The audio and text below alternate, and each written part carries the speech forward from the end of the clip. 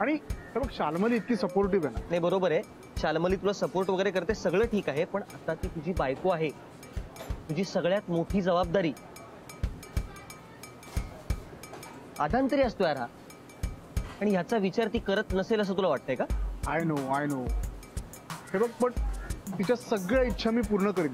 Don't वरी. कशा काय करणार आहेस आता? बिझनेस. बिझनेस? येस. अरे मराठी माणसांनी ना बिझनेस करायला पाहिजे. मला गर्व आहे मराठी असण्याचा. करेक्ट आहेस तू. काय बिझनेस करणार आहेस? तेच डिस्कस करायला आलोय. माझ्याकडे ना असे 3-4 आयडियाज आहेत. कोणताही बिझनेस तू नीट करशील याची खात्री काय? 100% गॅरंटी, फुल गॅरंटी. आई शपथ, मनापासून काम करीन. वडापावची गाडी टाक. एक नंबर आयडिया. हे बघ, विचार करा, शाल्मली वडे बनवेल, मी पाव आणीन, ऍक्च्युली ना मी बेकरी टाकतो, म्हणजे माझ्या वडापावच्या गाडीमध्ये माझेच bread. Double business, double profit. Awesome idea, एक नंबर. डोक्यावर पडलायस का? आता ह्यात काय वाईट आहे? हे बघ, तुला जर बिझनेसच करायचा असेल ना तर असा बिझनेस कर ज्याला मरण नसेल, तर ज्याच्यामध्ये कॉम्पिटिशन कमी असेल, ते लवकर सेटल होईल यार. मरणावरून मला आठवलं, तू डेथ सेरेमनीचा धंदा कर. डेथ सेरेमनी म्हणजे बघ, रोज कुणी ना कुणीतरी मरत असत, त्यांना मेल्यानंतरच आपण कम्प्लीट पॅकेज द्यायचं. हार, फुलं, तिरडी, मटका वगैरे वगैरे, त्यांच्या रीतीनुसार व्यवस्थित त्यांना सगळी व्यवस्था करून द्यायची. आणि तुला तर माहिती आहे, मरणाला मरण नसतं. एक्झॅक्टली. सुमित, विचार कर, माणसं रोज मरतात, म्हणजे माझा धंदा रोज होणार, मीटर चालू. एक नंबर आयडिया. काय काय बोलतोयस तू? हा, ते तू गप रे. आणि काय सुचवतोय त्याला वेड्यासारखं? मला सुचलं ते मी सांगितलं. नाही, हे बघ, तू एक तर मुळात ना थोडा शांतपणे वेळ घेऊन विचार कर. बिझनेस करण्याकरता जो अनुभव लागतो तो याच्याकडे नाहीये. मला असं वाटतं तू पहिल्यांदा कोणाबरोबर तरी पार्टनरशिप मध्ये इन्व्हेस्ट कर, त्याच्यामधनं शिक, आणि नंतर मग स्वतंत्र उभा राहा. नाही, ह्याला खूप वेळ लागतो, आणि मी कोणाबरोबर पार्टनरशिप करणार आहे? तुझ्या सासऱ्यांबरोबर कर की.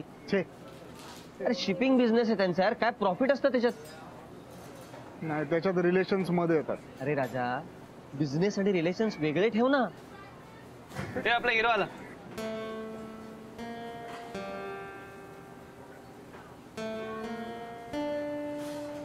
तुझं थोबाड का पडलंय? काय रे, काय झालं? मंडळाने सुचवलेल्या मुलीला भेटून आलेत साहेब. हे बाबा, तू नेहमीसारखा घाबरलायस का आता यावेळेस व्यवस्थित बोललायस? नाही, सुरुवातीला थोडा नर्वस होतो, पण मग नंतर बोललो कसं तरी. गुड.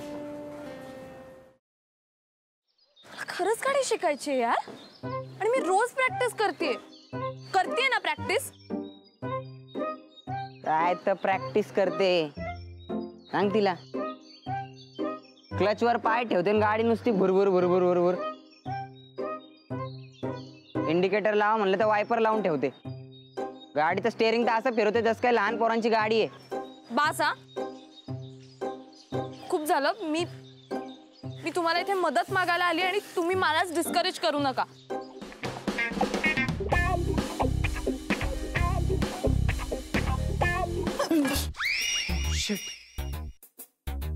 तू पण इथे लपलीयस? हो, मी काही पाल नाहीये भिंतीला चिकटून राहिला. What are you kidding me? अशा सिच्युएशनला तुला विनोद सुचू शकतो? कसं असतं ना, अशी सिच्युएशन आली की आपल्याला टेन्शन येतं, आणि मग ते टेन्शन घालवण्यासाठी विनोद करणं चांगलं.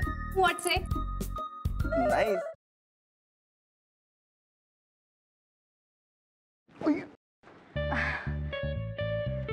सॉरी. It's okay. हे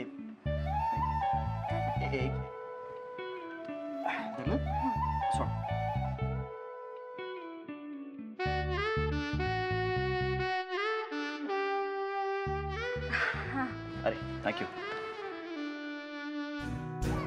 अरे त्या दिवशी ना माझ्या फ्रेंडचा फोन आलेला आणि ती अचानक मला बोलायला लागली की तिला कॅम्पिंग